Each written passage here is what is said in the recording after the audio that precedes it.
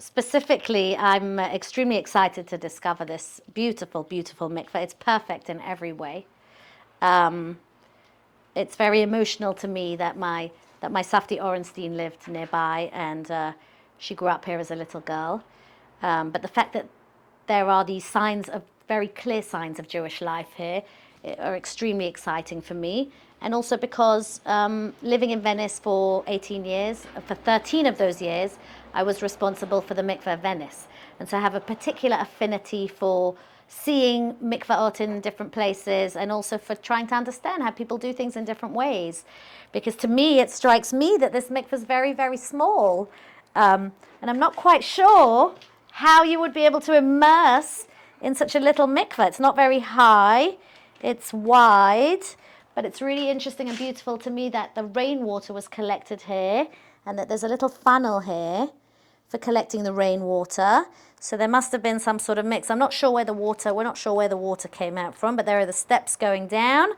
And then there's something here, but I'm not sure what that is. Maybe that's where the source of the water came from.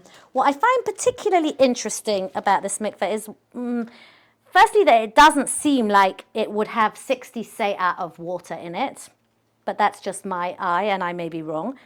But also the plug hole, which is something that's very odd to me, because I know very well that the mikveh can't have a plug. We generally pump out the water, and so I'm not sure about this. I couldn't see, I mean, I can see that it's been cut, but I understand that it looked like there was a hole there first.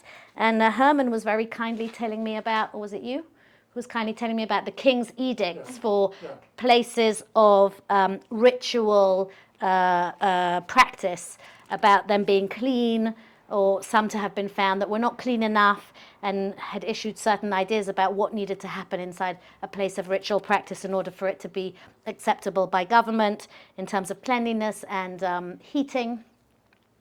So we're not sure about if that plug was instituted for making it easier to change the water or not, but it's a very, very interesting find in terms of mikvaot, and I'm certainly going to be showing it to mikveh experts around the world who learn something from every single mikveh that they see. So it's very, very, very interesting.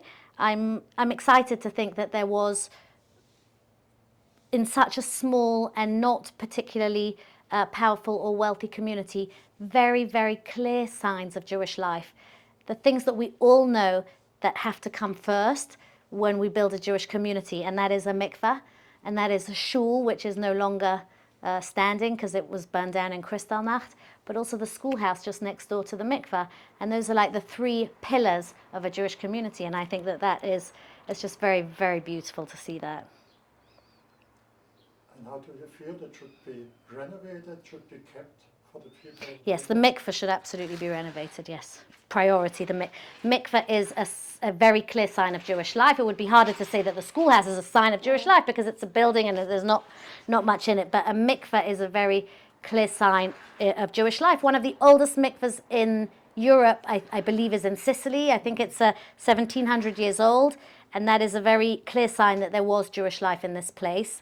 And yeah, specifically the mikveh, I would very much like to see it being restored. But this room is perfect. It's just the right size. The attendant could be standing right over here and helping the woman who needs to immerse. And it's a mikveh. It could be a mikveh in 2023. It was built in the 1900s. Like, it's perfectly precise, which is incredible to me, considering all that has happened here. Beautiful.